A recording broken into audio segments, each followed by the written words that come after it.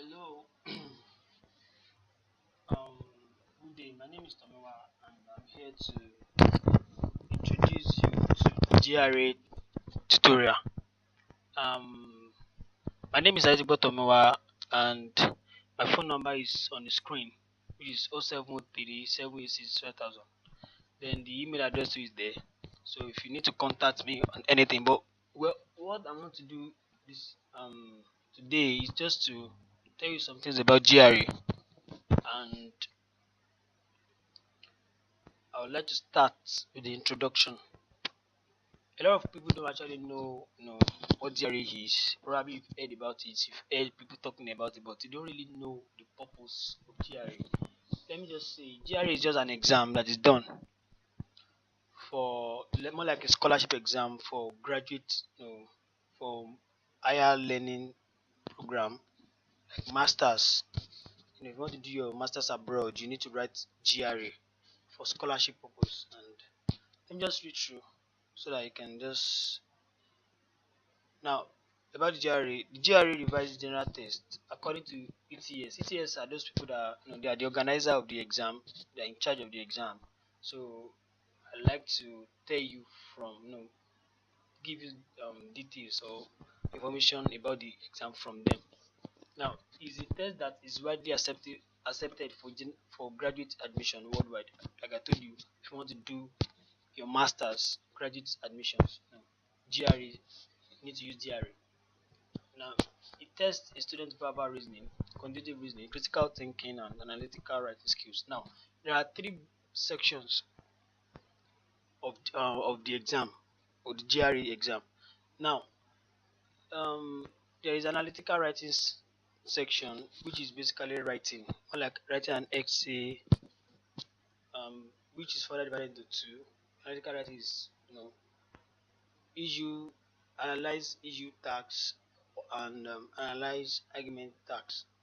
So I'll go deep on that later, but just to explain that now, just to tell you about that now.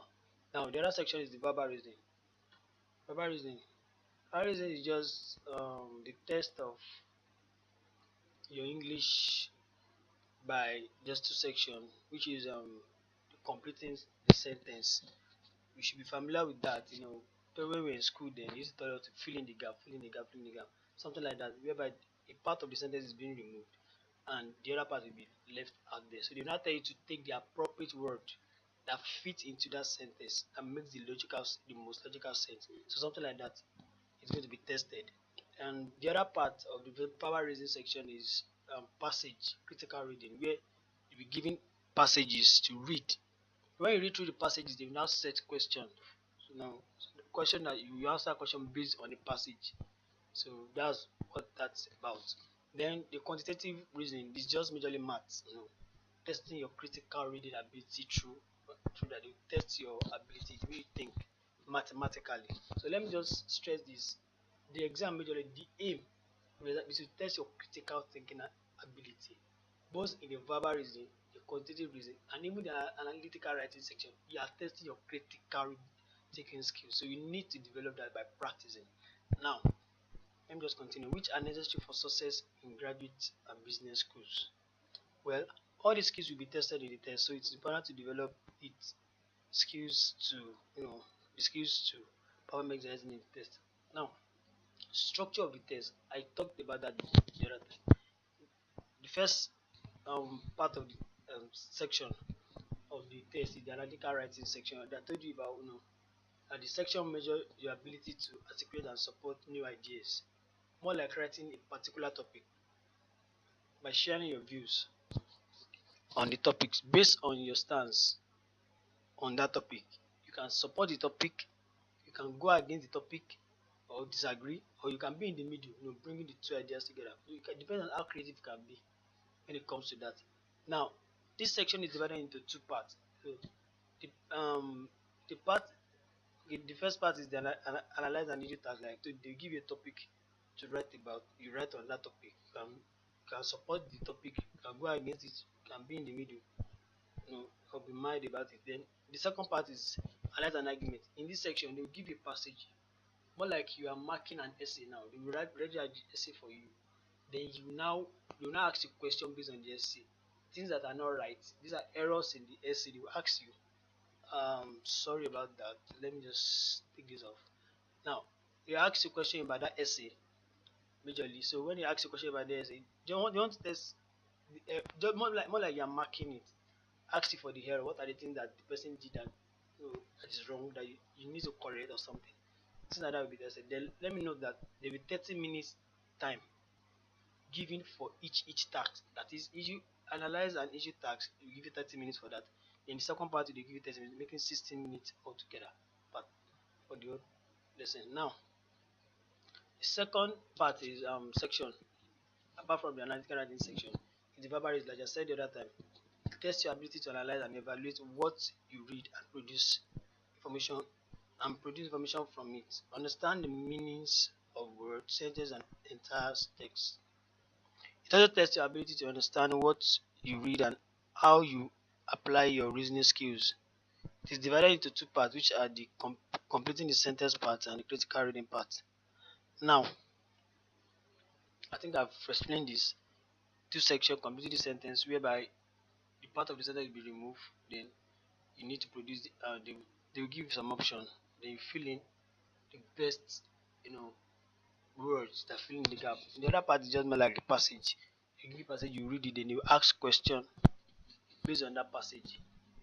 So, um, so, so, majorly, I'm talking about verbal reasoning section. So you just need to know that. So the other part is just the passage part, passage where it will tell you to read the passage and you ask a question. We have to think the whole critical thinking. Now, that's okay, divided into two parts, which are completing the sentence part and the critical reading part. Now, the last part, which is the quantitative reading section. Now, this tests your basic mathematical skills and your understanding of math concepts of arithmetic, algebra, geometry, and data analysis. The quantitative reasoning section tests your ability to understand, interpret, and analyze quantitative information and to solve problems in mathematical math. Majorly it's math, but that's cover through all this stuff. Majorly the topics that are being tested: arithmetic, algebra, geography, and data analysis. So there are a lot of questions that be set on those areas. So you need to get yourself familiar with how question is being asked under all this stuff. Another thing you need to work with time. Because I mean it's going to be really computer based, and when the computer is counting you down and when the time is over, it will just submit by itself. So you need to work with that too. Now let this is a tabular representation of what I've been saying since. Now look at it. If you look at here, look towards this place, sections. Analytical writing section contains two separate tasks. Analyze and issue tasks, analyze and argument tasks, 30 minutes per task. For each part, 30 minutes. Then verbal reasoning section, two sections too. That's the completing sentence and um the passage part, critical reading part. So 20 question per sections per section. And they give you 30 minutes per sections too. So each section is 30 minutes. Then quantitative reasoning are two sections too. So 20 question per section, 35 minutes per section. That's the time. Then the score section. This is a part where there's some questions that will be set across all the three parts, especially the verbal and the quantitative reasoning part where they won't score it. It won't be part of your main score. But you can never know it where the question is. You just put it among those questions. You can't. So that's why you need to do your best in every question you are doing. So that you don't know when they will not mark, and you don't know when they will mark. So it's just there. More like they are testing their question. Now there's another question, and this is varies. I can't really say research question. This is at the end of the test, and it varies too. Just to test if a particular question can be set for future, you know, for future test. Now, so that's just tabular. You can see and check through. Now, the test design, we have two type of design. We have the paper based and the computer based. But right now, the computer based is the major one. I mean, in fact, you are going to be doing the computer based test. Yeah, you are going to be doing computer based. So it's better for you to familiarize yourself with the way to use computer to do exam.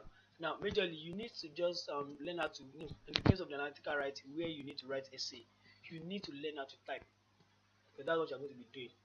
You get it? So you need to learn how to type fast, so that you're typing and you're writing your stuff. So that's the only way you're going to. For the computer base, you need that. You need to learn that. And the paper is just normal, but I don't really want to talk much about it because you are focusing on the computer based test. Now, another thing you need to note here is the scoring. How this exam is being scored. Now, the analytical writing is scored on a scale of 0 to 6. The best score is 6. I mean, when the analytical writing is talking about the essays that you've written, or the essay you've written, it's scored between 0 to 6. So the best score is going to be 6. And it's going to be scored separately from the other section. Now the other section is going to be scored. The verbal reason and the cognitive reason is going to be scored, separate together, more like a raw score will be computed and later converted to a scale score of 130 to 170. So in other words, you are going to be getting your lowest score ever in the verbal reasoning or the cognitive is going to be 130, while your best score is going to be 170. So now let me analyze this further. Verbal reasoning section scale score is going to be between 130 to 170, while the quantitative reasoning scale sector is going to be between 130 to 172. 170. Now, if you add these two together, that means your worst score for the verbal reasoning and the quantitative is going to be 260, while your best score is going to be 340. So, if you want to have scholarship, you have to be getting something as high as 330. Or you get the best highest score 340. There are a lot of people that have gotten perfect score in GRE, so it's not a new thing. And I believe you can get it if you can work very well. If you practice enough questions, you can get it. So all those people they are human beings, have the same number of brain cell, and the only difference between just the practice. So if you practice very well, you can get the perfect score. So if for the purpose of this exam, my desire is for you to practice towards getting the perfect score. Yeah, perfect score 340, and that's my dream. So that by the time you have this score, you are sure that well, okay, you are going to school that you want to go, and you are going to be having your scholarship. So yeah, that's all for today. I mean, this video is supposed to be an introductory video for the tutorial. Now, there's another thing I want to tell you here. The textbook that we'll be using a lot of textbook. Yeah, we need a lot of textbook, but I think I will give you a textbook so that you'll be reading it. There's a textbook, ETS textbook.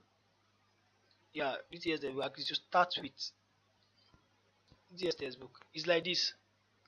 And it's a official guide to the GRE revised general. So now, I'm going to send the textbook to you via your email. Send it to your email through your email to you so that you can start reading it now. So that at least most of the thing I'll be teaching you, you already read it before. So that it just be like when I'm teaching you, you should be familiar with it. In fact, I even trust that you should be able to learn to get familiar with most of all these things. But as a warning, there's two practice tests here. For the purpose of this exam, I don't want you to touch this practice test because it's part of what I'm going to test you on this in a standard way, such that I want you to do it as a whole to see what you are going to get. So please, I don't want you to move near this. If you are reading this, you can read it from the beginning to to maybe the last part, like here. Do not go to the general practice test. Please don't go there. This it looks like this. Don't go there. I don't want you to go there. No, I don't want you to go there at all. So please just start. You can start reading from. So when you get, but carry me along anyway. But please don't do this too, because I'm going to. It's part of what I'm going to test you with. So I have a lot of textbook that I'm going to test you with. I have a lot. Maybe I should even show you some of the books that we are going to be using. I have a lot of books on GRE that will be doing. Well, don't let me bore you with that anyway for now. But I have a lot of material, so you have to be very serious. I don't want to discourage you. So I hope you enjoyed this video, and I hope you I've satisfied you by introducing. I will send. Apart from this, I'm going to send um a material, more like a guide, an introductory stuff, so that what I've taught you now, you can even read the more comprehensively there. So what I gave is more like a synopsis or summary of that book, that material. So thank you very much for your time. Bye.